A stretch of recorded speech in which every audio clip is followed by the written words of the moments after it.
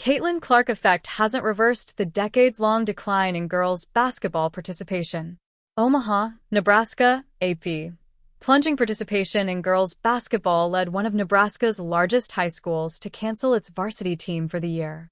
The decision by Grand Island Senior High School, the state's third largest with more than 2,600 students, reflects a national decline in participation in the girls' sport, even as the popularity of women's basketball behind the likes of Caitlin Clark and Angel Reese has sent record numbers of fans flocking to arenas or tuning in on TV.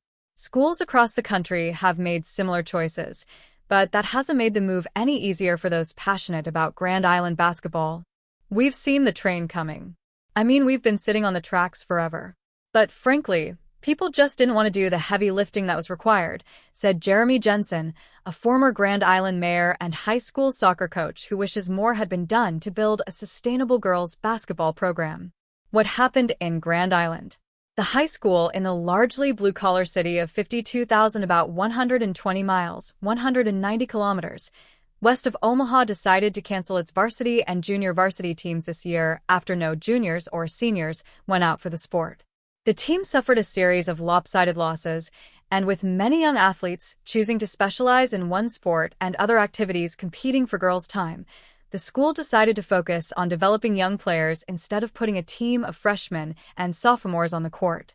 Still, the school's decision was jarring at a time when college and professional women's basketball has been surging in popularity, partly due to the phenomenal success of WNBA Indiana Fever guard Clark, who set records at the University of Iowa. Kansas State University women's basketball coach Jeff Mittie said more viewers doesn't necessarily mean more players. Certainly in college, all of our games are on TV, easy for people to find, but that doesn't necessarily mean they're playing the sport, Mittie said. It just means they're interested in watching it. A declining trend. Since Clark was born 22 years ago, participation in girls' high school basketball has dropped nearly 20%, and the sport has fallen from most popular to number 4 behind volleyball, soccer, and track and field, which all have seen double-digit surges in participation, according to the National Federation of State High School Associations.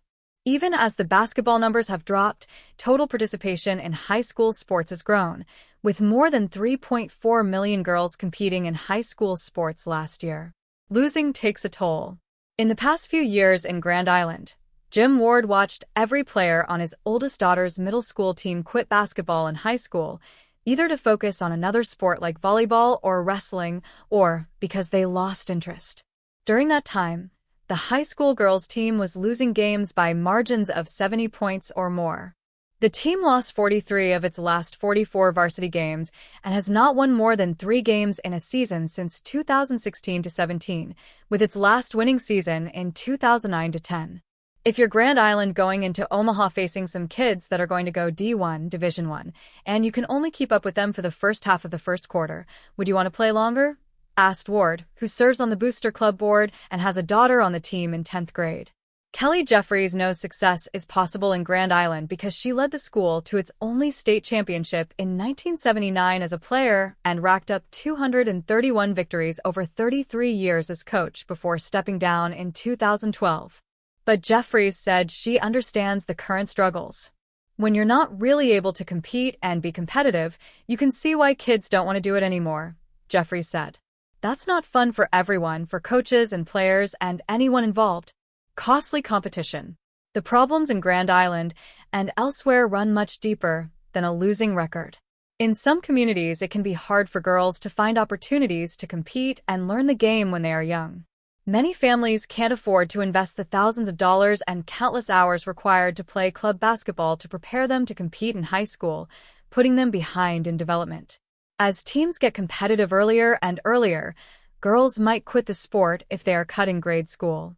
Families in Grand Island who want their kids to compete at the highest levels of club sports must drive about 2 hours twice a week to Lincoln or Omaha for practices and again on the weekends for tournaments if they are not traveling farther to other cities.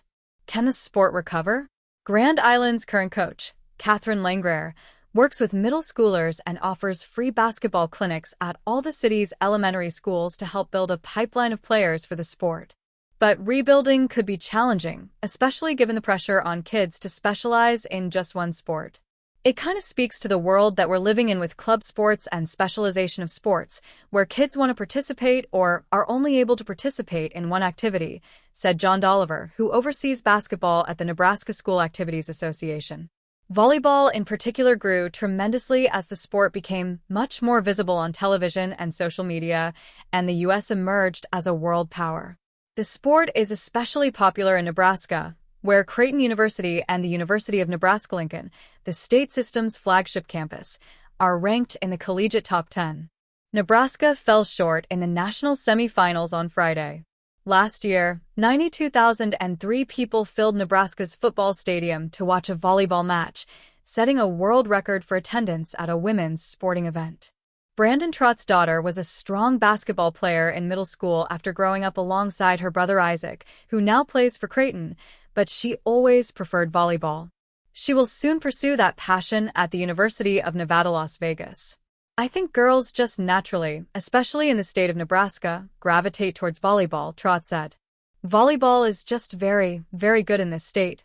Maybe the popularity of the WNBA and players like Clark could change the trends, but Ward, the Grand Island dad, can envision an 8-year-old telling her parents she wants to play basketball only to be told there is no time for that with volleyball and dance.